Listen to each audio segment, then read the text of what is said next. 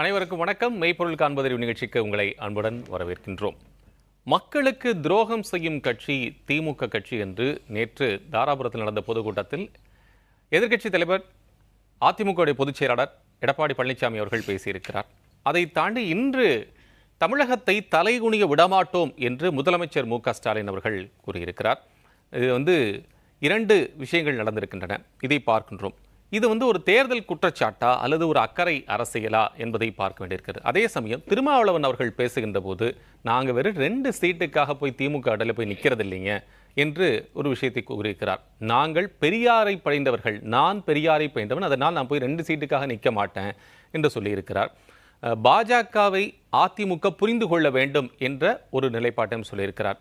சீமான் ஒரு பக்கம் பார்த்தோம் என்றால் என்ன சொல்கிறார் என்றால், திமுக தான் பாஜகவுடைய அனைத்து கொள்கைகளிலும் ஒத்துப்போகக்கூடிய ஒரே கட்சி திமுக தான் என்று அவரது நிலைப்பாட்டை சொல்லியிருக்கிறார். பரஸ்பரம் வைக்கக்கூடிய இந்த பரவலான பேச்சுகள் இது ஒரு தேர்தல் குற்றச்சாட்டா பார்க்க வேண்டியிருக்கிறதா, இல்லை உண்மையிலேயே மக்கள் மேல அக்கறை உள்ள ஒரு அரசியல் நிலைப்பாடாக, அரசியல் வாதமாக எடுத்துக்கொள்ள வேண்டியிருக்கு என்பதுதான் நாம் இன்றைய விவாத கருப்பொருளாக எடுத்திருக்கிறோம். 4 விருந்தினர்கள் நம்மிடையே இணைகிறார்கள். அவையில் நம்முடன் 3 பேரும், இணையம் வாயிலாக மற்றொரு விருந்தினர் இணைகிறார். அவையில் வலதுசாரி ஆதரவாளர் திரு எம் குமார், அதே போல பிசிகவை சேர்ந்த திரு பாவலன், பத்திரிகையாளர் திரு கோடாங்கி, இணையம் வாயிலாக பாஜகவை சேர்ந்த திரு தூத்துக்குடி செல்வம். 4 நிகழ்ச்சிக்கு வரவேற்கும். கோடாங்கி சார், இந்த முதல்ல உங்ககிட்ட இருந்து ஆரம்பிக்கலாம். நினைக்கிறேன் இப்போ 4 பேருடைய வாக்கியங்களையும் சொன்னேன். அது வாக்கியமாக இருக்கிறது எப்படி புரிந்து கொள்வது? இது நேற்று எடப்பாடி பழனிசாமி அவர்கள் சொல்லுகின்ற போது 4 முதலமைச்சர் இருக்காங்க தமிழ்நாட்டில் திமுக ஆட்சியில், குறிப்பாக ஸ்டாலின் ஆட்சியில் 4 பேர். அவர் சொன்ன ஸ்டேட்மெண்ட் நான் சொல்கிறேன். 4 முதல்வர்கள் இருக்கிறார்கள். நீங்கள், உங்கள் பையன், உங்கள் மருமகன், இப்போ உங்கள் மனைவி துர்காமாவும் வந்துட்டாங்க, பேட்டிலாம் கொடுக்க ஆரம்பிச்சிட்டாங்க. 4 முதலமைச்சர்கள் இருக்கிறாங்க அப்படின்னு சொல்கிறார். இது ஒரு பக்கம் இருக்குது. இன்னொரு பக்கம் மண் மொழி மானம் காக்க நம்ம ஏற்கனவே ஓரணியில் தமிழ்நாடு நடத்தணும். இப்போ அதை தாண்டி மக்கள் கோடிக்கணக்கான பேர் பயனடைந்திருக்கிறார்கள். அதை தாண்டி இப்போ நம்ம அடுத்த கட்ட நடவடிக்கையாக தமிழகத்தை தலைகுனிய விடமாட்டோம் அப்படின்னு அடுத்த கட்டத்தை நோக்கி நகர்றோம். மாநிலத்தை சரியில்லைன்னு ஒரு குற்றச்சாட்டு, நாங்கள் மாநிலத்தை தலைகுனிய விடமாட்டோம்னு அடுத்த குற்றச்சாட்டு. சீமான், திருமாவளவன் அவர்கள் இப்படி பரஸ்பர குற்றச்சாட்டு நீங்கள் எப்படி பார்க்குறீங்க? இல்லை, ஆக்சுவலாக என்னென்னா, தமிழ்நாடு கடந்த 60 ஆண்டு காலமாக இருக்கிற நிலைப்பாட்டில் பார்த்தீங்கன்னா, இங்கே மக்கள் ரொம்ப தெளிவாக இருக்கிறாங்கன்னு புரிஞ்சுக்கலாம். ஓகே, நீங்கள் தேசிய கட்சிகளாக காங்கிரஸ் ஆண்ட அந்த காலகட்டம்லாம் முடிஞ்சு இப்போ அதுக்கப்புறம் திராவிட கட்சிகளுடைய ஆதிக்கத்தில் பெரும் தலைவர்களாக இருந்த எம்ஜிஆரோ ஜெயலலிதாவோ இப்போ இல்லை. ஸோ அந்த இடம் அவர்களுக்கு வெற்றிடமாக தான் இருக்குது. இன்றைக்கி வரைக்கும் அதை பூர்த்தி பண்ண அவங்களால முடியவே இல்லை. முதல்ல எடப்பாடி அவர்கள் முழுமையாக எதிர்கட்சி அவர் இருக்கிறத நான் உறுதிப்படுத்திக்கிட்டே இருக்கணும் அப்படின்னு தொடர்ந்து அந்த விஷயத்த செஞ்சுட்டே இருக்கார். தப்பு இல்லை. ஏன்னா அவருக்கு இருக்கிற ஒரே நிலைப்பாடு, எந்த பக்கம் போனாலும் அவருக்கு பயங்கரமா அவர் பேக் ஃபயர் ஆகிட்டே இருக்கிற மாதிரி சூழ்நிலை தான் உருவாகிட்டே இருக்கு. முதல்ல அவர் கட்சியிலே இருக்கிற பிரச்சனையை நிறைய பேச வேண்டியிருக்கு. அதை தாண்டி இங்க யாரும் யாரையும் உடனடியாக இவர்கள் தான் அப்படின்னு சொல்லி நிச்சயப்படுத்திட முடியாது. மக்கள் தான் தீர்மானிக்கிற சக்தி. ஓகே, ஆட்சி சரியில்லைன்னா மக்கள் தூக்கி போட்டுருவாங்க. அதுக்கு கடந்த காலங்களில் எவ்வளவு பெரிய ஜாம்பவான்களா இருந்தாலும், மிகப்பெரிய சாணக்கியர்களா இருந்தாலும் தோத்து போயிருக்காங்க. ஓகே, சரிங்களா? ஜெயலலிதா அம்மையாரும் தோத்துருக்காங்க, கருணாநிதியும் தோத்து போயிருக்காரு. அதை நம்ம மறுக்கவே முடியாது. இன்னைக்கு மக்கள் தான் ஸ்டாலின் அவர்களை உட்கார வச்சிருக்காங்க. முதலமைச்சராக அவர் தான் உட்கார வச்சிருக்காங்க. 4 முதல்வர், நீ 40 முதல்வர் கூட சொல்லலாம்.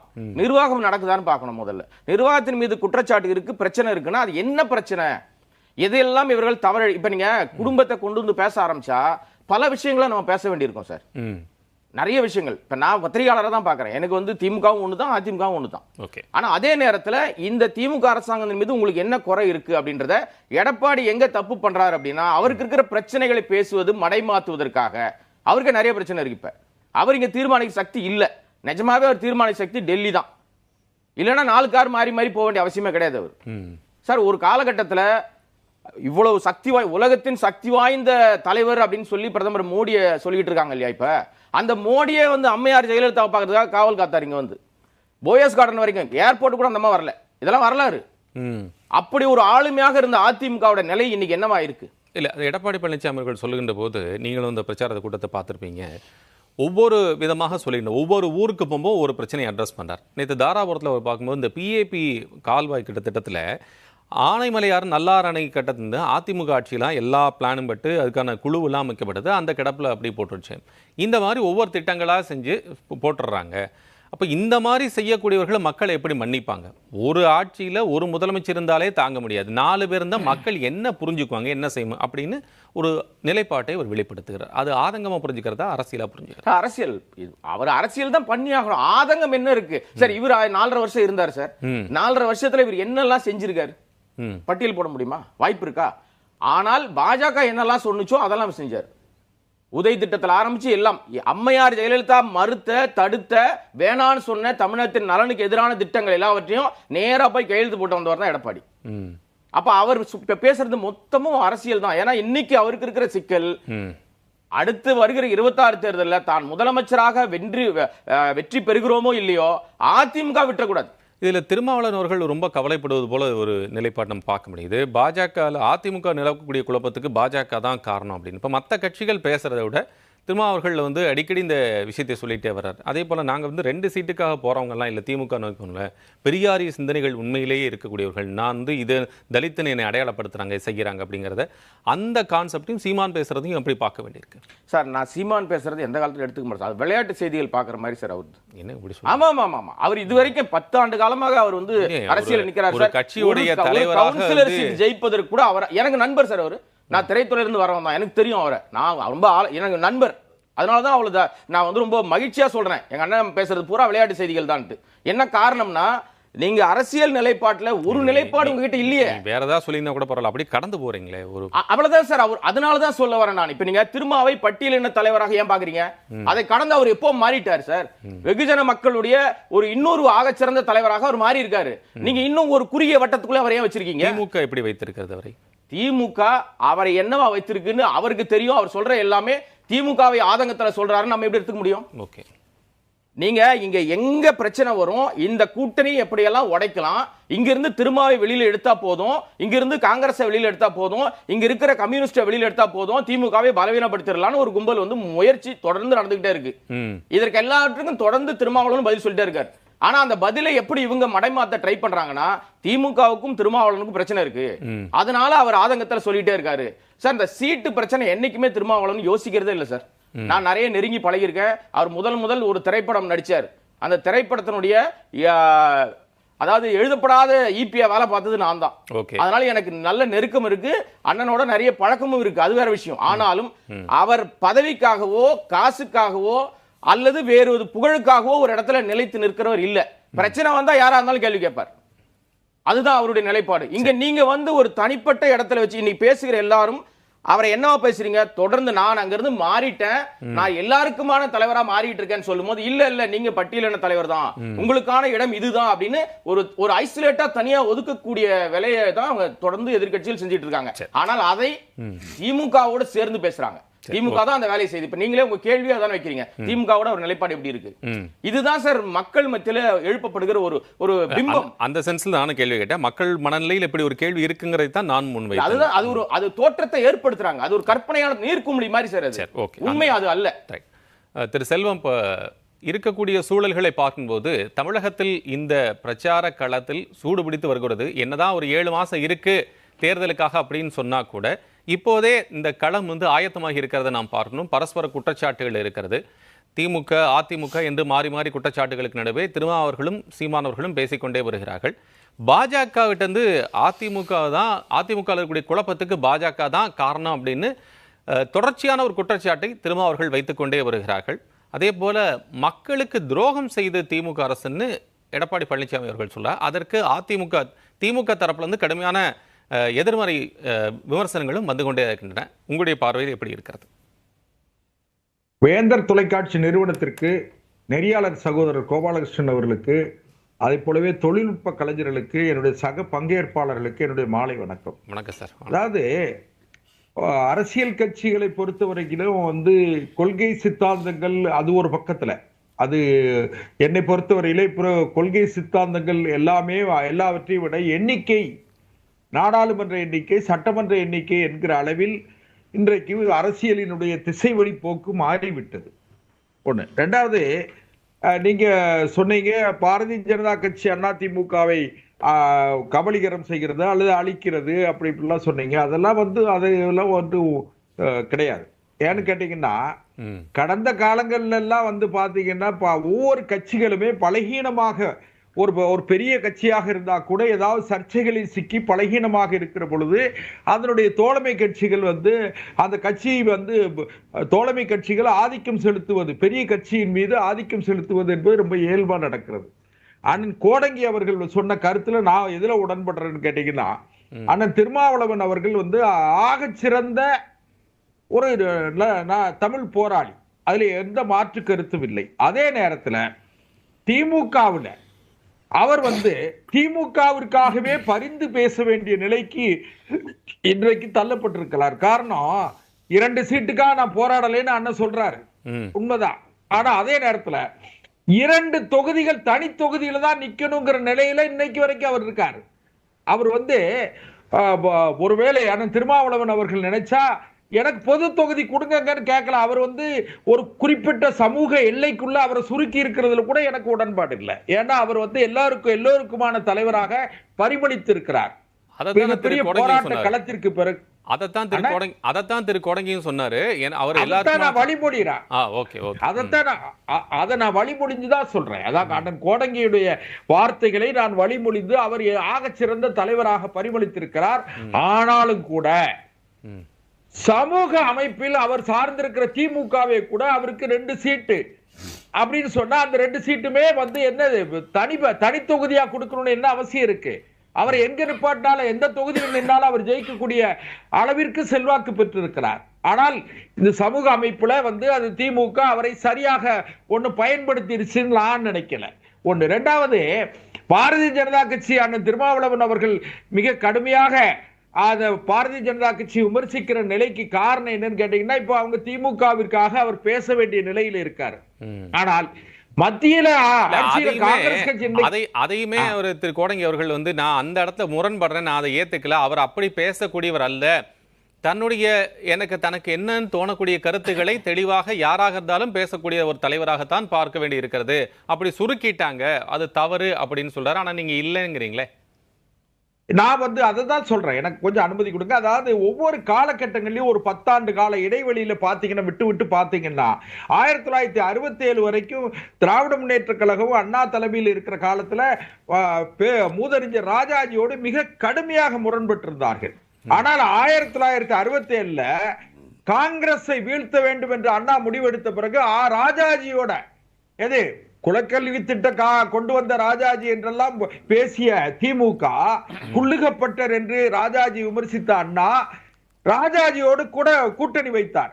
அதாவது உடன்பாடுகளும் முரண்பாடுகளும் காலப்போக்கில் அது ஒன்றுக்கொன்று சமரசம், குறிப்பிட்ட அளவில் குறிப்பிட்ட எல்லைகளுக்குள்ள சமரசம் ஆயிருவாங்க. அதனால நீங்க இந்த கட்சி தான் அந்த கட்சி தான். ஒரு காலத்துல அண்ணன் திருமாவளவனே பாரதிய ஜனதா கட்சி கூட்டணியில இருந்தவர், அவர் நேரடியா இருந்தாரோ மறைமுகமா இருந்தாரோ இருந்தவர் தான். அதனால இன்னொன்னு இல்ல, அது அரசியல் சாரி கோபாலகிருஷ்ணன் சார் எல்லாமே சாத்தியம். இன்னும் கூட பாஜக நிச்சயமாக வர மாட்டேன். மேபி திரு பாவலன் அவர்கள் அதுக்கு நான் சொல்லல சார். நான் என்ன கேட்டீங்கன்னா, அரசியல்ல வந்து ஒரு நாள் இரவு 1 மணி நேரம் என்பது அதிக நேரம், அதிக தூரம். அதனால அரசியல் இதுல இருக்கிற எனக்கு பிறகு வரக்கூடியவர்களும் முன்னாலே பேசிய அண்ணன் கோடங்கி போன்றவர்களும் ஆக சிறந்த அரசியல் சித்தாந்தத்தை பார்க்கிறவர்கள். அதனால அவங்களுக்கு நான் சொல்ல வேண்டியதில்லை. ஆனா என்ன எதுக்காக சொல்லுவாருன்னா, இப்ப எல்லா கூட்டணியுமே இந்த கூட்டணி அப்படியே இன்டாக்ட், அதாவது ரொம்ப ஒற்றுமையா இருக்கு, ரொம்ப உடன்பட்டு இருக்காங்க, அந்த கூட்டணி சிதறி போயிருக்கு இப்படி நினைக்காதீங்க. இன்னும் கூட்டணிகள் அரசியல் மேகம் இன்னும் தெளிவடையவில்லை.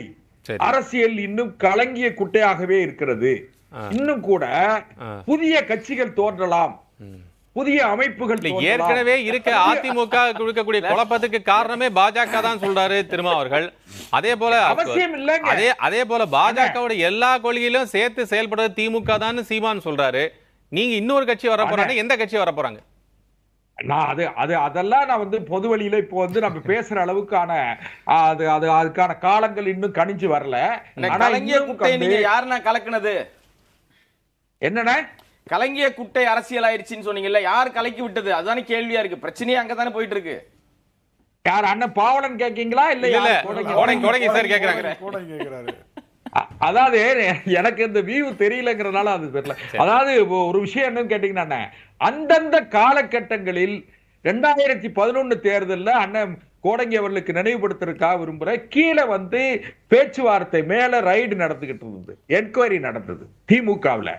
63 இடங்கள் திமுகவில் கலைஞரை ஆக சிறந்த ஆளுமையாக இருந்த கலைஞரை மிரட்டி 63 இடம் வாங்கினாங்க. 5 இடம் தான் ஜெயிச்சாங்க. யாரு? காங்கிரஸ். சரி, அதே போல 2009 முள்ளிவாய்க்கால் படுகொலை 1.5 லட்சம் தமிழர்கள் சுட்டு கொல்லப்பட்ட பொழுது, படுகொலை செய்யப்பட்ட பொழுது, அன்றைக்கு திமுக காங்கிரஸ் கூட்டணியில் அமைச்சரவையில் பங்கெடுத்திருந்தாங்க. கலைஞர் அவர்களே சொன்னாங்க, ஒரு அடிமை இன்னொரு அடிமைக்காக நான் எப்படி பேசுறதுன்னு சொல்லி ரொம்ப நொந்து போய் பேசினாரு. அதனால அரசியல்ல வந்துனேன், இவர்தான் ஆக சிறந்த கட்சி இதுதான், ஆக மோசமான கட்சி இதுதான் சொல்லக்கூடிய அளவிற்கு எந்த கட்சியும் இல்லை. இன்னொன்னு 1999 பாஜக தான் கலங்கிய குட்டை கலக்கு, எல்லா அரசியலும் கலக்குகிறது சொல்றீங்களா? 1999 அடல் பிகாரி வாஜ்பாய் தலைமையிலான மத்திய அரசில் திமுக அங்க வைத்தது, அமைச்சரவையில பங்கெடுத்திருந்தாங்க. இன்னும் சொல்ல போனீங்கன்னா கலைஞர் அவர்கள் RSS போன்ற ஒரு தொண்டு நிறுவனம், RSS தொண்டு நிறுவனம், ஒரு நல்ல ஒழுக்க சீலர்கள் இருக்கிற நிறுவனம் கலைஞர் முரசொல்ல எழுதியிருக்காரு. தயவு செய்து அண்ணன் கோடங்கி அவர்களுக்கு நினைவுபடுத்துறேன். அதனால இப்ப அரசியல் ஏதோ தெளிவடைஞ்சிட்ட மாதிரியும் பாரதிய ஜனதா குழப்பமான ஒரு சூழல் இருக்கிறது. அதனால அதை யார் குழப்பியது அப்படின்னு கேக்குறாரு. காங்கிரஸே சொல்றீங்க இல்லையா, நான் கோடங்கி பேசுறேன், காங்கிரஸே சொல்றீங்களே இதே நிலைப்பாடை தான் இன்னைக்கு பாஜக செய்கிறது என்பதுதான் குற்றச்சாட்டு. அன்றைக்கு காங்கிரஸ் ஆளுங்கட்சியா இருந்துச்சு, மிரட்டி வாங்கினாங்க சீட்டுன்றீங்க இல்லையா, இன்றைக்கு அதே நிலைப்பாட்டை அதே செயல்பாட்டை தான் பாஜக செய்து கொண்டிருக்கிறது என்பதா இப்ப இருக்கிற பிரச்சனை. ஆனா இப்ப திரு சீமான் அவர்கள் என்ன சொல்றாங்கன்னா, 2 பேருக்குமே இதை சொல்ல விரும்புறேன். பாஜகவோட அனைத்து கொள்கையும் ஒத்துப்போகும் ஒரு மாநில ஆட்சி நடக்கிறது என்றால் அது திமுக ஆட்சி தான். ஆபரேஷன் சிந்தூரை ஆதரித்தது முதலில் பேரணி நடத்தியவர் நம் முதலமைச்சர் ஸ்டாலின் தான். ஆபரேஷன் சிந்தூரை ஆதரித்து உலக நாடுகளுக்கு என்று பேசியவர் திமுக MP கனிமொழி தான்.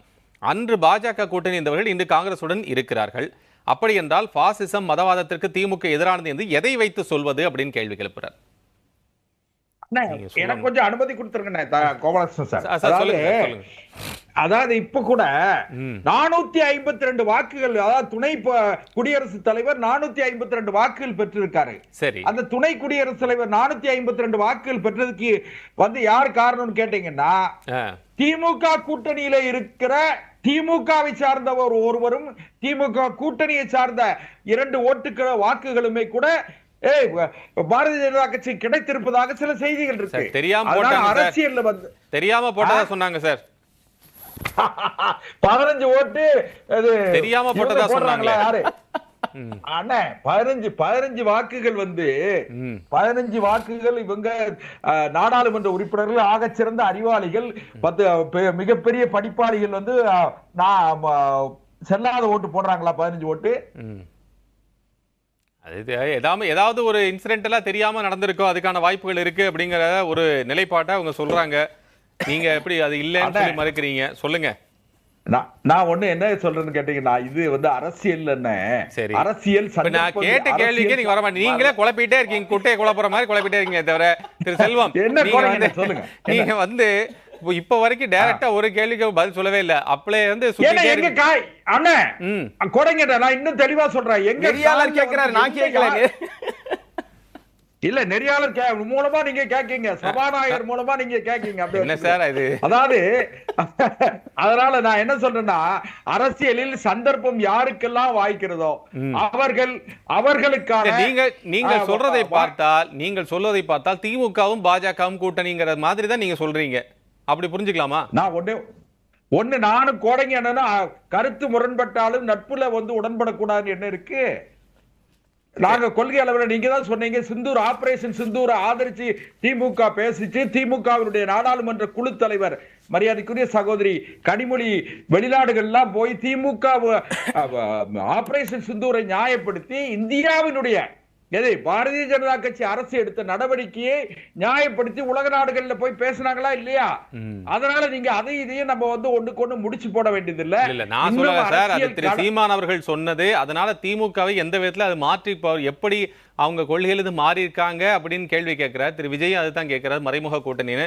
பேசுவோம் பேசுவோம் சார், ஒரு செகண்டோட முடிச்சிடுறேன். அதாவது அண்ணன் சீமான் அவர்கள் வந்து வெற்றி பெறுவதற்காக வந்து அரசியல் நடத்துறவர் இல்ல, வெற்றிகளை திசை மாற்றுவதற்காக அரசியல் நடத்துறவர்.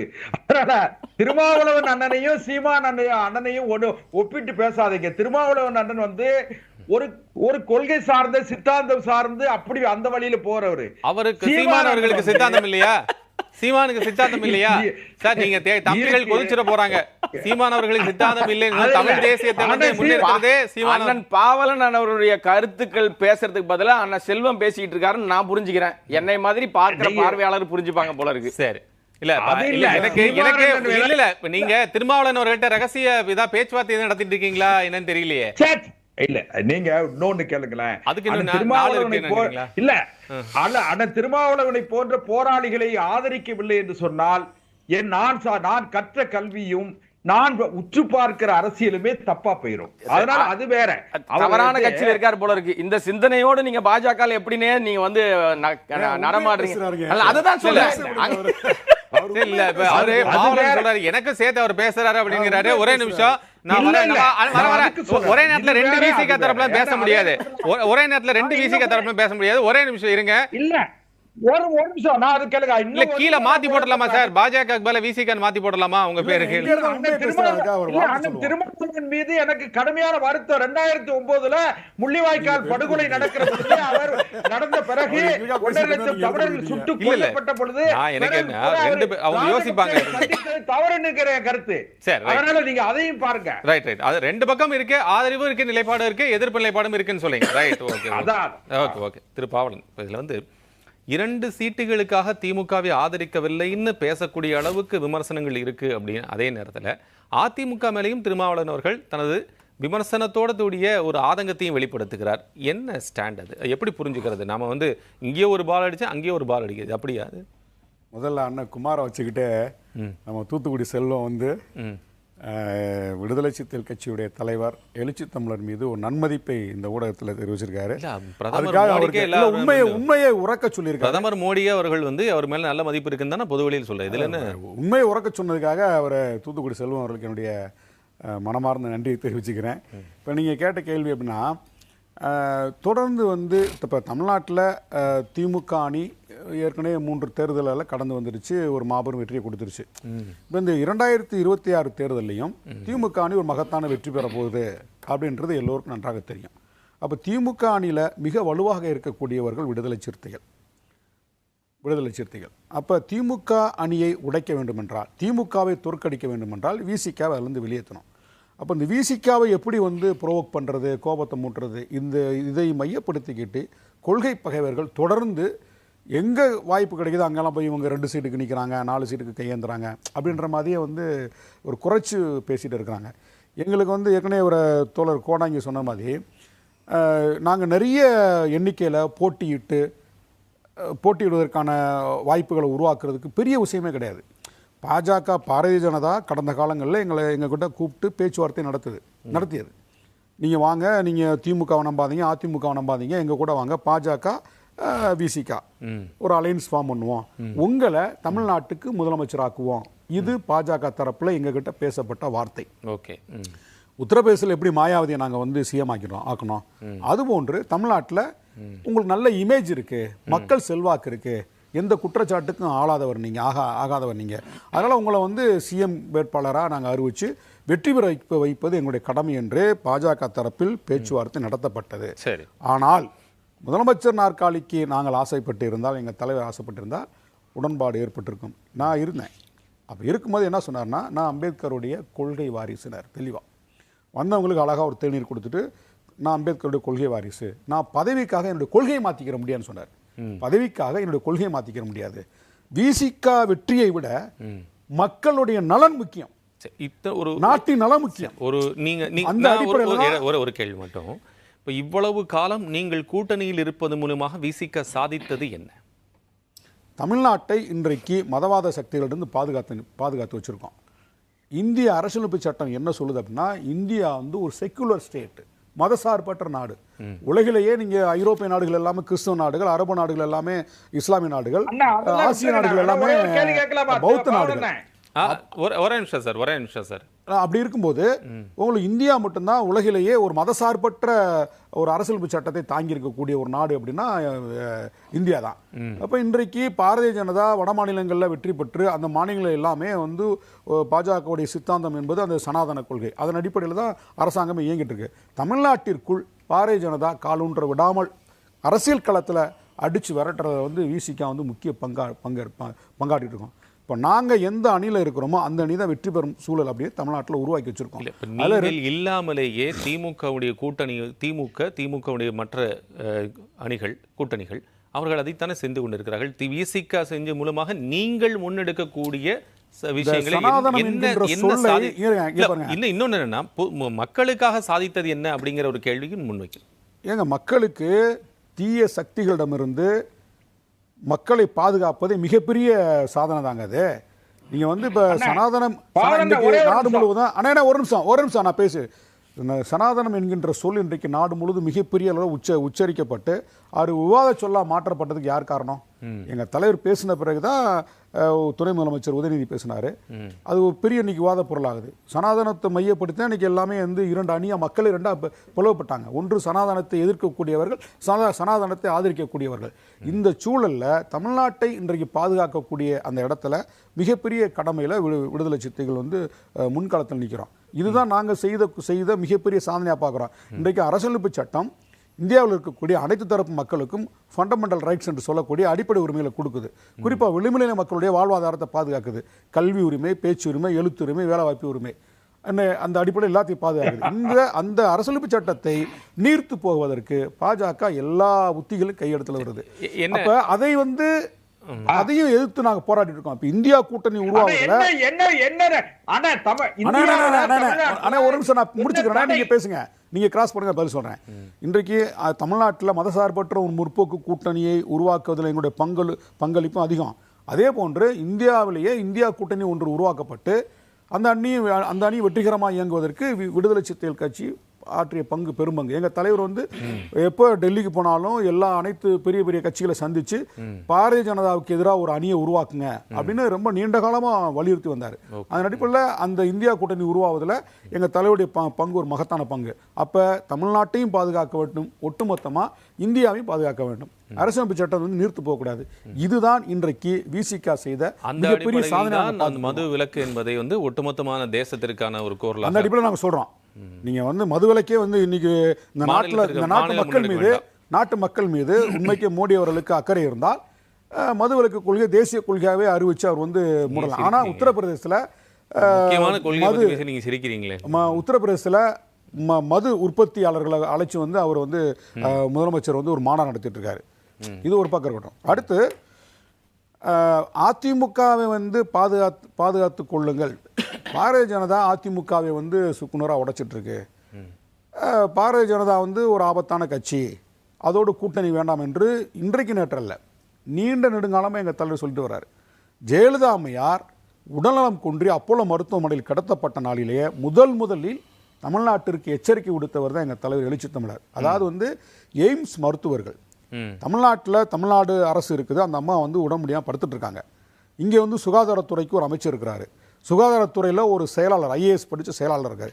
இவங்களுடைய ஒப்பீனியன் இல்லாமலேயே, இவங்களுடைய கருத்தை கேட்காமலேயே நேராக டெல்லியிலேருந்து எய்ம்ஸ் மருத்துவர்கள் வந்து அப்போலோ மருத்துவமனையில் போய் ஜெயலலிதா அம்மையாரை பார்த்துட்டு ஒரு ரிப்போர்ட் கொண்டு போகிறாங்க. அப்போதே எங்கள் தலைவர் சொன்னார், தமிழ்நாட்டிற்கு ஆபத்து வந்து விட்டது, ஒன்றிய அரசு தமிழ்நாட்டுக்குள்ள தலையிடுது. குமார், இதுல வந்து என்னன்னா அது தொடர்பான தலைமைச் செயலகத்தில் அமலாக்கத்துறை வந்து சோதனையிட்டாங்க அதிமுக ஆட்சி காலத்தில். அப்ப ஒன்றிய அரசு தன்னுடைய அதிகாரத்தை முழுமையாக பயன்படுத்தி கொண்டு மாநில அரசுக்குன்னு ஒரு இறையாண்மை இருக்கு, மக்களால் தேர்ந்தெடுக்கப்பட்ட அந்த அரசினுடைய அதிகாரத்தை மீறி தமிழ்நாடு அரசுக்குள்ள உள்ள நுழைஞ்சு எல்லா வேலையும் செய்ய ஆரம்பிச்சாங்க. அதான் நம்ம கோடங்கி அவர் கூட சுட்டி காட்டினார். நிறைய ஜெயலலிதா அம்மையார் என்னெல்லாம் எதிர்த்தாரோ அதெல்லாம் வந்து இன்றைக்கு எடப்பாடி ஆதரிச்சுட்டு இருக்காரு. பேசும் திரு குமார், இதுல பாவலன் அவர்களும் கோடங்கி அவர்களும் வைத்திருக்கக்கூடிய குற்றச்சாட்டு வந்து ஏற்கனவே அதிமுக என்னெல்லாம் வேண்டாம் சொல்லியிருந்ததோ அதையெல்லாம் அதுக்கப்புறம் வந்து திரு எடப்பாடி பழனிசாமி அவர்கள் ஆதரித்து ஏற்றுக்கொண்டார்கள். திருமாவர்களுடைய குற்றச்சாட்டு வந்து அதிமுகவில் நிலவும் குழப்பத்துக்கே காரணம் பாஜக தான் அப்படின்னு சொல்றார். எடப்பாடி பழனிசாமி அவர்களுடைய குற்றச்சாட்டும் முதலமைச்சர் அவர்களுடைய கருத்தும் உங்களுடைய பார்வை.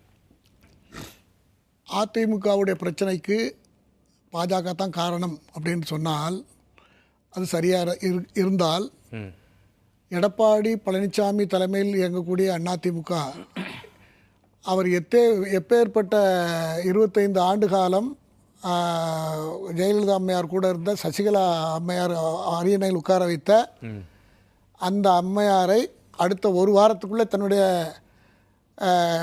கலரை மாற்றி ஏன்னா அவங்கள வந்து ஒன்றும் இல்லாமல் பண்ணி ஓபிஎஸ்ஸை ஒன்றும் இல்லாமல் பண்ணி எல்லாத்தையும் ஒன்றா கூட இருந்தவங்களெல்லாம் வீழ்த்திட்டு கட்சியும் தக்க வைத்து கொண்டு இன்றைக்கி செங்கோட்டையன் போயிருக்காருன்னா அது சாதாரண விஷயம் இல்லை.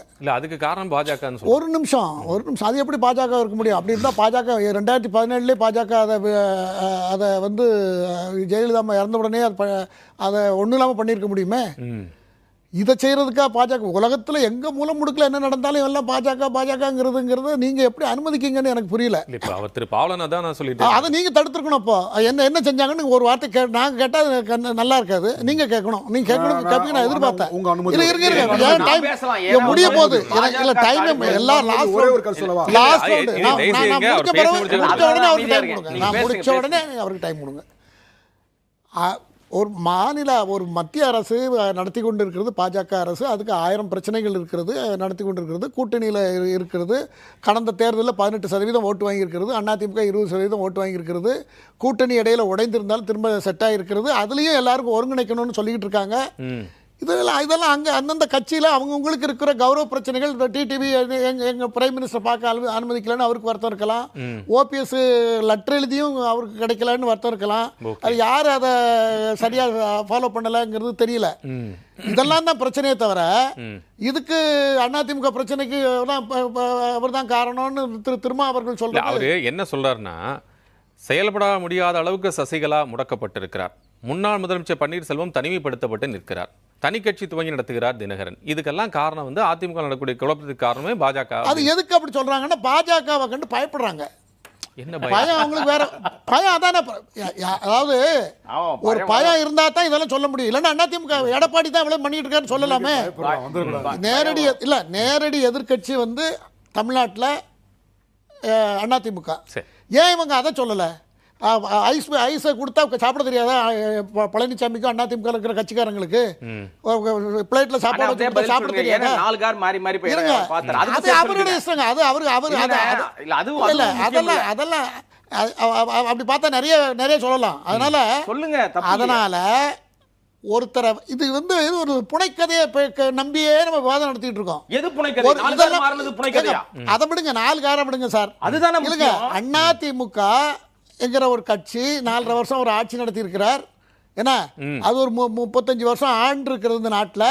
அந்த கட்சியை நடத்திக்கிட்டு இருக்கிற இத்தனை விரல் இதில் நின்னா நெல்லுன்னு சொல்லக்கூடிய அளவுக்கு வச்சிருந்த சசிகலா அம்மையாரை இன்னைக்கு முடக்கி வீட்டில் வச்சிருக்கிற அளவுக்கு அந்த கட்சி செயல்பட்டு கொண்டு இருக்கிறது என்றால் அதை வந்து ஒருத்தர் வழி நடத்தி இப்படி போ அப்படி போன்னு சொன்னா தான் நடத்தும்னு நீங்க கற்பனை பண்ணி பேசிக்கொண்டிருந்தா அது எப்படி நியாயம்னு எடுத்துக்க முடியும்? அதெல்லாம் தவறு.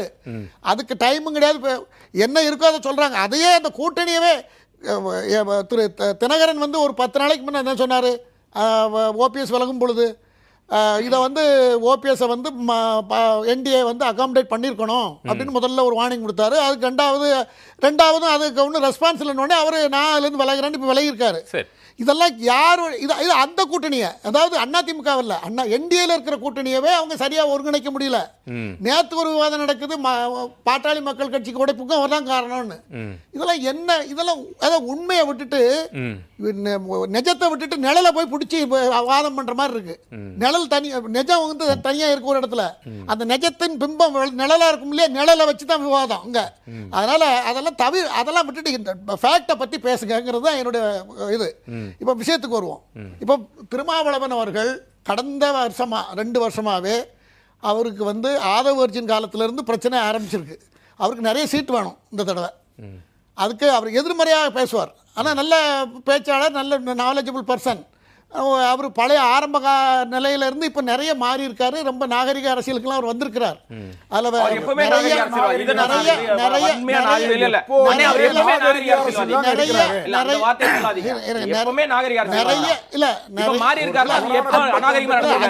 அடங்கமறு இதெல்லாம் இல்லையா? சொல்லுங்க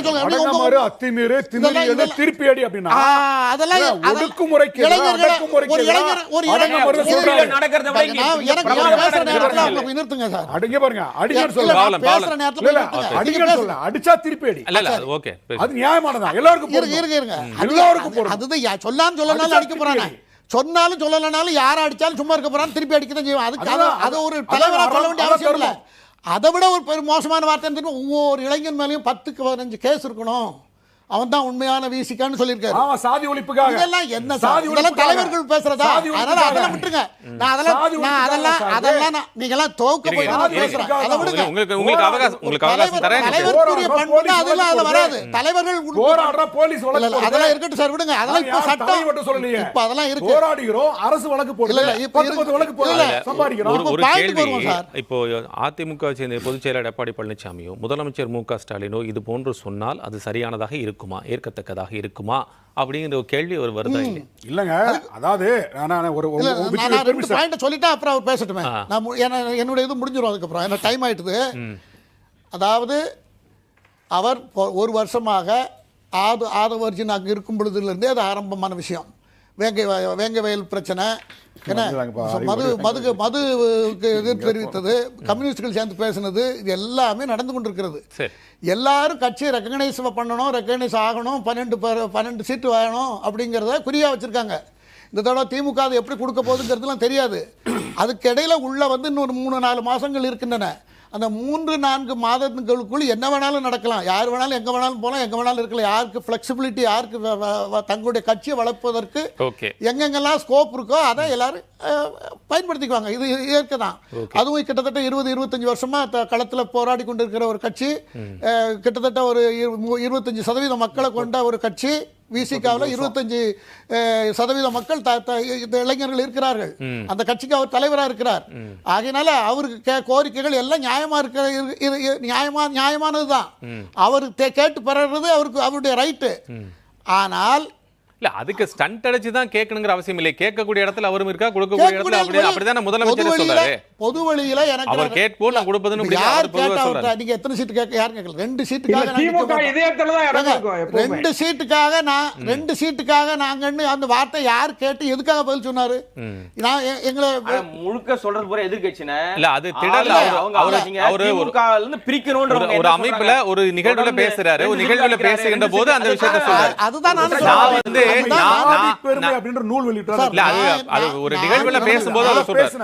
நான் சொல்ல வர்றது என்னன்னா, உங்களுக்கு முதலமைச்சருக்கும் உங்களுக்கு நல்ல டேர்ம்ஸ் இருக்கு.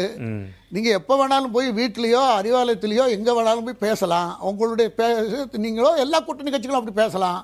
ஆனால் நீங்க பொது வழியில நீங்களே எல்லா விஷயத்தையும் நீங்களே சொல்லித்தான் மொத்த சர்ச்சைக்கும் காரணமே திருமாவளவன் வெளிப்படையா பேட்டி கொடுத்ததை வச்சுதான் விவாதங்கள் நடந்திருக்கிறது. வேற யாரும் சொல்லி 3வது ஆள் சொல்லி எல்லாம் நடக்கல. அதனால அதுக்கு பதில் நீங்க தான் சொல்லணும். நாங்க இதுல சொல்றதுக்கு ஒண்ணுமே இல்லை. நாங்க சொல்றதுக்கு ஏன்னா அவர் வாயினால அவர் எல்லாம் என்னென்ன சொன்னாரோ அது விவாதத்துக்குள்ளா இருக்கிறது. அவ்வளவுதான். செல்வம், என்ன பேசும்போது நடுவில் நீங்க உங்களுக்கு ஏதோ குறுக்கீடு பண்ணுன்னு சொல்லி என்ன பேச விரும்புறீங்க? இல்ல, அதாவது இப்போ அண்ணன் கோடங்கி முதல்ல பேசும்போது சொன்னாங்க அதிகார மையங்களை பற்றி எல்லாம் பேசும்போது நீங்க கோடிட்டு காமிச்சீங்களா யாரும் தெரியல. இப்ப திமுக எத்தனை அதிகார மையம் இருக்கு? அண்ணா திமுக எத்தனை அதிகார மையம் இருந்தது?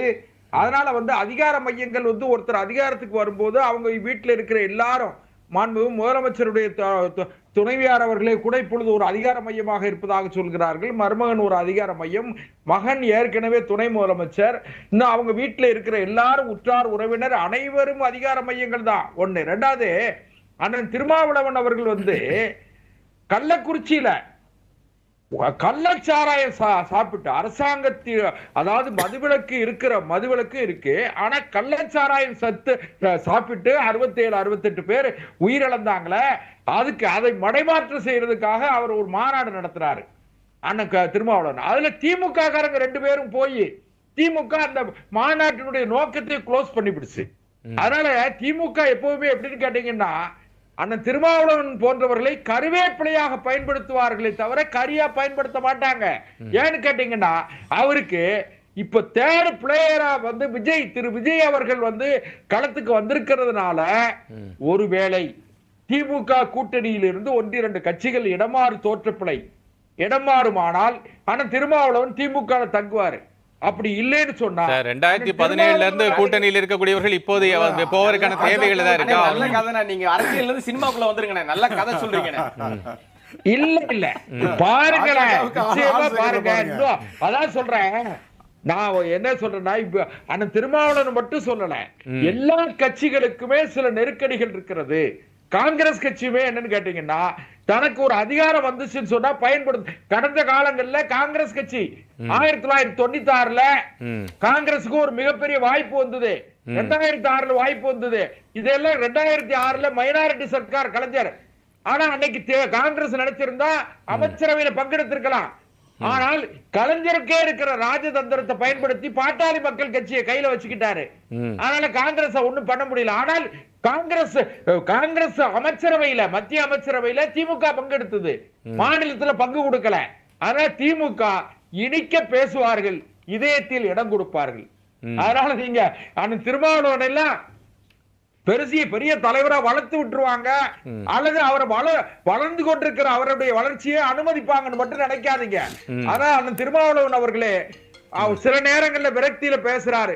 என்ன செய்ய, நான் முதலமைச்சர் பதவிக்கு தகுதி இல்லாதவனா, நாங்க அதிகாரத்துக்கு வரக்கூடாதுன்னு கேட்காரு, மறுநாளை மாத்துறாரு. அதனால அந்த திருமாவளவன் அவர்கள் ஒரு மனநிலை தடுமா, அதாவது ஒரு தெளிவான பார்வையை உள்ள அந்த திருமாவளவன் அவர்களை கூட நல்ல முடிவெடுக்க முடியாம திணறிக்கிட்டு இருக்காரு. ஆனா விடுதலை சிறுத்தை தொண்டர்கள் வந்து என்ன நினைக்காங்கன்னு கேட்டா, அதன் திருமாவளவன் அவர்கள் தன்னுடைய முழு அதிகாரத்தை பயன்படுத்த வேண்டும், சுயத்தை. அவரு எப்போ கேட்டாலுமே நான் நேரடியாக முதலமைச்சரும் பேசக்கூடிய இடத்தில் தான் இருக்கிறேன், அவரும் கொடுக்கக்கூடிய இடத்தில் தான் இருக்கிறார்கள், 3வது பெரிய கட்சி என்று கிளைம் பண்றாங்க. அப்படி இருக்கக்கூடிய சூழ்நிலையில எதற்காக அதுல வந்து ஸ்டண்ட் போட்டு இப்படி ஒரு தகவலை சொல்லி அதன் மூலமாக பெற வேண்டிய தேவை என்ன இருக்கிறது அப்படிங்கிற கேள்வியை விசிக வைக்கிறார்கள். திமுக எப்படி எல்லாம் பண்ணு உங்களுக்கு கோபாலகிருஷ்ணன் சார் உங்களுக்கு தெரியாதா, நம்முடைய பங்கேற்பாளர்களுக்கு தெரியாத, திமுக எப்பவுமே எப்படின்னு கேட்டீங்கன்னா 2 பேரை வச்சிருப்பாங்க, காங்கிரஸ் திருமாவளவன் அண்ணன். அதுக்கு இடையில வந்து பாத்தீங்கன்னா பாட்டாளி மக்கள் கட்சி இன்றைக்கு 2ஆக உடைந்திருக்கிறது, அதுல ஒரு அணி. அதெல்லாம் சேர்த்து வச்சுக்கிட்டு நான் என்ன பண்றது, இவ்வளவு இதுக்கு மேல எப்படி இடம் கொடுக்க முடியும்? நீங்க எல்லாம் கொள்கைவாதிகள், சித்தாந்தவாதிகள். நான் என்ன சொல்றேன், பெரியார், அண்ணா, அம்பேத்கர் இதெல்லாம் நீங்க வச்சுக்கிட்டு, அம்பேத்கரை இன்னும் சொல்ல போனா அரசியல் சட்டத்தினுடைய மாமேதை அம்பேத்கரை தோற்கடித்த கட்சி காங்கிரஸ் கட்சி சார். சரி, தெற்கு பம்பாயில காங்கிரஸ் கட்சி அன்றைய பிரதமர் பண்டித ஜவஹர்லால் நேரு அவர்கள் அவரே பிரச்சாரம் பண்ணி அம்பேத்கர் தோற்கடிச்ச கட்சி, அந்த கட்சியோட நீங்க கூட்டணி வச்சிருக்கீங்க. அதனால சனாதானம் சனாதானம் சனாதானம் சனாதானம்னா என்ன சார்?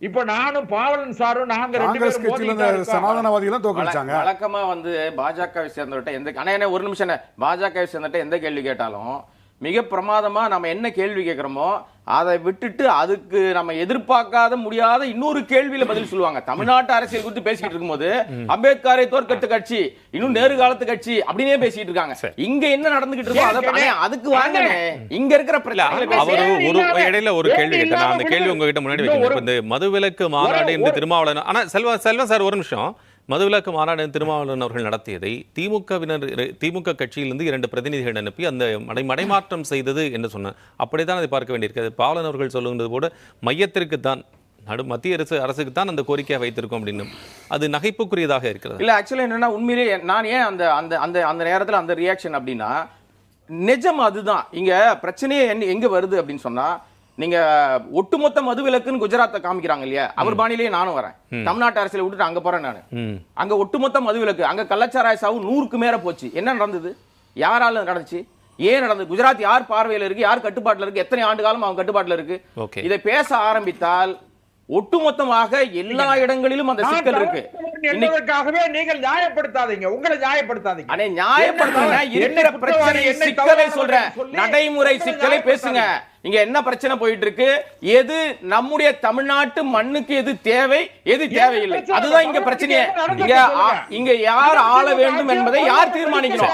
இங்க இருக்கிற மக்கள் தான் தீர்மானிக்கணும். மாநில கட்சிகளை தீர்மானிக்கிற சக்தி பாஜக கிடையாது. பாஜக தேசிய கட்சி, அங்க பேசாம இருக்கணும். இங்க இருந்து ஏன் சார் டெல்லிக்கு போறாங்க எல்லாரும்? யார் அதிமுக யாருடைய கட்டுப்பாட்டுல இருக்கு? அது பதில் சொல்ல முடியுமா? காங்கிரஸ் எந்த கட்சினா சார் அதிமுக யார் கட்டுப்பாட்டுல இருக்கு சார்? அது சொல்லுங்க சார். ஜெயலலிதா எந்த காலத்துல சார் டெல்லிக்கு போய் பேசியிருக்காங்க? அம்மையார் ஜெயலலிதா பார்ப்பதற்காக பிரதமர் மோடி வந்தாரா வரலையா? எத்தனை முறை போயஸ் கார்டன்ல காத்து கிடந்தாரு? இன்னைக்கு என்ன நடக்குது சார்? சாதாரணமா இருக்கிறவங்க கூட டெல்லிக்கு போறாங்க, கூப்பிடுறாங்க, அங்க வாங்கன்னு. தீர்மானிக்கிற இடம் டெல்லி. ஒரு நிமிஷம் மாநில கட்சி அழிஞ்சு கொண்டிருக்கிறது. திருக்கோடங்கை ஒரு நிமிஷம் ஒரே ஒரு பாயிண்ட். அதாவது செல்வா சார் ஒரு நிமிஷம் அதாவது இப்போ ஒரு சார் வந்து குஜராத் சொல்றாரு இல்லையா, அங்க குஜராத்தில் பேன் பண்ணியாச்சு. அங்கே சாராயம் கள்ளச்சாராயம் வித்து தப்பு தான், அது நான் நியாயப்படுத்தலை. இங்கே கள்ளக்குறிச்சியில் இங்கே சாராய கடலும் திறந்து நடந்துட்டு தானே இருக்கு. இது கூட ஒரு கள்ளச்சாராயம் வித்து இங்கே 65 பேர் செத்து போயிட்டாங்க. நான் பேசுங்கன்னு சொல்றேன், நீங்க என்ன சொல்றீங்கன்னா இல்ல ஒரு கட்சி இது இப்படி பண்ணிட்டு இருக்கு. பொதுவா பேசுங்க, எல்லா இடங்களிலும் பிரச்சனை இருக்குன்றனால சார் அது மக்கள் பிரச்சனை தாராளமா பேசுங்க. சொல்ல நாங்க வந்து சம்பவத்தை மடைமாற்றுவதற்காக மாநாடு போட்டு சொல்றோம். அது தவறு. அது கரெக்ட். ஒரு நிமிஷம் அவர் பேச ஒரு நிமிஷம் குடிப்பழக்கம் இருக்கக்கூடிய பல இளைஞர்கள் மாறி இருக்காங்க சார். கையில இருக்கிற அது மாநாட்டினாலயா மரண பயத்தினாலயா? மாநாட்டினாலயா மரண பயத்தினாலயா? அது நிச்சயமாக நீங்க யோசிக்க வேண்டியிருக்கு, அது பேச வேண்டியிருக்கு. மாநாடு மட்டுமே ஒரு காரணமா, மரண பயம் ஒரு காரணமா? மக்கள்கிட்ட ஒரு மாற்றத்தை கொடுப்போம் இளைஞர்கள்ட்ட. நீங்க தெளிவா சொல்லுங்க, மாநாடு காரணமா மரண பயம் காரணமா? ஏங்க மாநாடு என்பதே மக்களுக்காக தாங்க. அந்த அதாவது மது ஒழிப்பு மாநாடு நடத்த வேண்டிய தேவை என்ன அப்படின்னா, இளைஞர்கள் மத்தியில் ஒரு விழிப்புணர்வு கொடுக்கணும். அப்படி கொடுக்குற பதில் ஒரு மாற்றம் உருவாயிருக்கு. குடிப்பழக்கத்துக்கு ஆளான நிறைய இளைஞர்கள் மாநாட்டுக்கு பிறகு அந்த பழக்கத்தில் நான் என்ன சொல்ல வரேன்னா, கையில இருக்கிற வெண்ணெயை விட்டு நெய் கலைந்த கதையாக தமிழ்நாடு முதலமைச்சர் பக்கத்தில் இருக்காரு, அவர்கிட்ட சொல்லி நீங்க நிறுத்துங்கன்னு சொல்றதை விட்டுட்டு மத்திய இந்திய பேரரசு தான் அதை நிறுத்தணும்னு சொல்லி சொன்னாரு.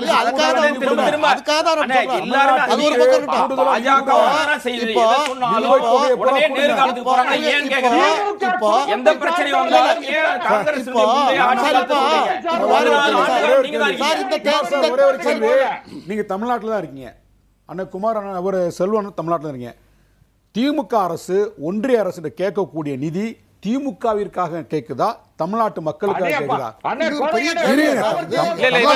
பாவலன் சொல்றாரு இல்ல எல்லா அப்ப திமுக அரசு தமிழ்நாட்டிற்கு சேர வேண்டிய வரி பாக்கியை கேட்கும்போது அவர் பேசி முடிச்சிட்டு டாஸ்மாக் கடையை மூடுவாங்க. தமிழ்நாட்டுக்கு சேர வேண்டிய நிதியை ஒன்றிய அரசு கொடுக்க சொல்லுங்க. வரி கட்டாத டாஸ்மாக் கடையை மூடணுங்கிறதுக்காக நிதி கொடுக்கலங்கிறதுக்காக டாஸ்மாக் கடையை மூடாம இருக்கா? வரி கட்டாத மாநிலங்கள் வரி கேட்பது நான் சொல்லவில்லை. வரி கட்டக்கூடிய தமிழ்நாட்டிற்கு நிதி கொடுங்க சார்.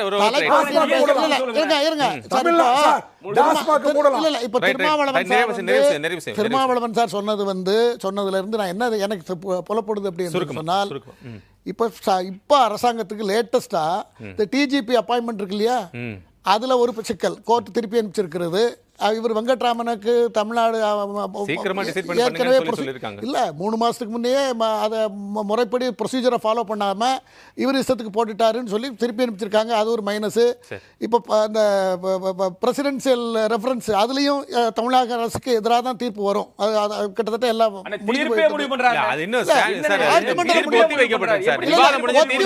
ஒத்தி எப்படி வைக்கணும்னா, ஜட்ஜி என்ன சொல்லியிருக்காங்க, ஜட்ஜி இன்னும் இப்ப கூட நான் கேட்டுட்டு நாங்க 2 பேரும் தான் கேட்டோம். ஜட்ஜி என்ன கடைசியா சொல்லியிருக்காருனாக்கா, கவர்னர் எதுலையாவது பெண்டிங்கில் வச்சா நாங்கள் நீதிமன்றத்தில் கூட நாங்கள் ஒரு அதுக்குன்னு தனி ப்ரொவிஷனை ஏற்படுத்தி எதுக்காக காலதாமதம் படுத்துறது, இது கன்கரண்ட்டில் இருக்கா ஸ்டேட் லிஸ்ட்டில் இருக்காங்கிறத நாங்கள் பரிசீலிக்கிறோம் அப்படின்னு சொல்லி தான் கேஸை முடிச்சுட்டு அட்ஜாயின் பண்ணியிருக்காங்க. ஜட்ஜ்மெண்ட் எப்போ வேணாலும் வரலாம். இல்லை ஒன்று இது. மூணாவது, இவர் இப்போ சாராய கடை மற்ற விஷயங்கள்லாம் சொல்றாரு. 5 லட்சம் கோடி இப்போ கடன் வாங்கியிருக்காங்க இல்லையா? இந்த கடனை வாங்கியாவது வேற எதையாவது இந்த சாராய கடை நிறுத்துறதுக்கு இவங்களே சிபாரிசு பண்ணலாமா? இவ்வளோ கடன் வாங்கியிருக்கீங்களே, இந்தியாவில் எந்த மாநிலத்துக்கு இவ்வளோ கடன் வாங்கலையே, அதையாவது சொல்லுங்க. எதையாவது பிரதமர் மோடி வந்த பிறகு சுருக்கமா உங்களுடைய நிறைவு கருத்து என்ன கேள்வி வைக்கிறீங்க? இல்ல இவ்வளவு நேரம் பேசிட்டு இருந்த கேள்விதான் நீங்க பதில் சொல்லிட்டு இருக்கீங்க. என்ன பதில் சொல்ல விரும்புறீங்க? உங்களுடைய நிறைவு கருத்து நான் சொல்லுங்க. இப்போ மதுவிலக்கு அதை பத்தி பேசுறதா, அல்ல செங்கோட்டையன் டெல்லிக்கு போய் பேசுறத பத்தி பேசுறதா? அதிகார மையங்கள் இங்க இருக்கு அப்படிங்கறதா விஷயம். அது வந்து மக்களுக்கு துரோகம் செய்ய திமுகன்னு சொல்லி அதிமுக சொல்றது. 2 இருக்கிற உங்களுடைய நிறைவு கருத்து நீங்க எப்படி பாக்குறீங்க? எடப்பாடி பழனிசாமி சொல்லியிருக்காரு, திமுக வந்து மக்களுக்கு விவசாயிகளுக்கு வந்து துரோகம் விளைக்குன்னு சொல்லியிருக்காரு. சரி, இதே திமுக அரசு தான் விவசாயிகளுக்கு 2 லட்சம் இலவச மின் இணைப்பு கொடுத்துருக்கு. 2025-26 பட்ஜெட் கூட்டத்தில் அன்றைக்கு மின்துறை அமைச்சராக இருந்த செந்தில் பாலாஜி அவர்கள் அறிவிப்பு செஞ்சிருக்காரு. 2 லட்சம் மின் இணைப்பு, இலவச மின் இணைப்பு வழங்கப்பட்டிருக்கிறது. இது ஒரு பக்கம். அப்போ எடப்பாடி பழனிசாமி பேசக்கூடிய இந்த வாதங்கள், அவருடைய கருத்துக்கு எல்லாமே தோல்வி பயத்திலிருந்து திமுக அரசு மீது ஏதாவது ஒரு குற்றச்சாட்டை வைக்கணும். ஊரா வந்து சுந்தரா டிராவல்ஸ் எடுத்துட்டு போறாரு, ஏதாவது ஒரு குற்றச்சாட்டை வைக்கணும். அதான் ஒரு காரணம். ஏன்னா இன்றைக்கு இந்த ஓரணியில் தமிழ்நாடு அப்படின்ற இந்த வாதம் மிகப்பெரிய அளவில் ஈடுபட்டுருச்சு. தமிழ்நாட்டை வந்து தலகுனிய விட மாட்டோம்னு சொல்றாங்க. குழந்தைகளை லீவ் போட்டுட்டு முதலமைச்சர் தமிழ்நாட்டை பிரதமரும் பண்றாரு.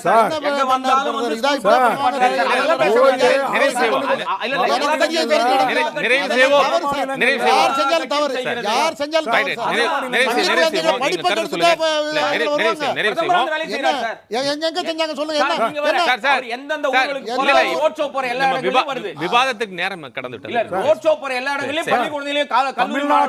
தமிழ்நாட்டை தலைகுனிய விட மாட்டோம்னு சொல்லிட்டு மாண்புமிகு முதலமைச்சர் வந்து அறிவிச்சிருக்காரு. பேரறிஞர் அண்ணா பிறந்த நாள்ல அது வந்து உறுதிமொழி எடுக்க சொல்லியிருக்காரு. இந்த அச்சம் தான் இன்றைக்கு இருக்கக்கூடிய அதிமுக பாஜகவுக்கு மிகப்பெரிய கலக்கத்தை கொடுத்திருக்கு. அதுல இருந்துதான் திமுக அரசு வந்து தமிழ்நாட்டு மக்களுக்கு துரோகம் வைக்குது, விவசாயிகளுக்கு துரோகம் செஞ்சுன்னு வந்து புலம்பிட்டு இருக்காரு. இந்த புலம்பல் தேர்தலுக்கு எந்த விதமான வெற்றியும் கொடுக்காது. மீண்டும் அதிமுக வந்து தோல்வியை சந்திக்க போகுது. அடுத்து தமிழ்நாட்டில் அதிமுக தலைமை வந்து திரு எடப்பாடி பழனிசாமி அவர்கள் தான். அப்ப எந்த பேச்சுவார்த்தையா இருந்தாலும் திரு எடப்பாடி பழனிசாமி தான் பாஜக தலைமை கூப்பிட்டு பேசணும். இவங்க எப்படி செங்கோட்டையனை கூப்பிட்டு டெல்லி கூப்பிட்டு பேசுறாங்க? செங்கோட்டை எப்படி சார் கூப்பிடுறாங்க? அதிமுகவா உடைச்சு சுக்குனராக்குனது பாஜக தான் சார். அது மாற்று கருத்தே இல்ல. அது உங்களுடைய கருத்து. அதைத்தான் எங்க தலைவர் வந்து வலியுறுத்திருக்கிறார். நிகழ்ச்சியில் பங்கேற்று உங்களுடைய 4 வரும் கருத்துக்களையும் நேரத்தையும் பகிர்ந்து கொண்டீர்கள். மிக்க நன்றி. நிகழ்ச்சியின் சார்பாக நன்றி கூறி நிகழ்ச்சியை நிறைவு செய்கிறோம். மீண்டும் நாளை நிகழ்ச்சியில் சந்திக்கலாம். நன்றி, வணக்கம்.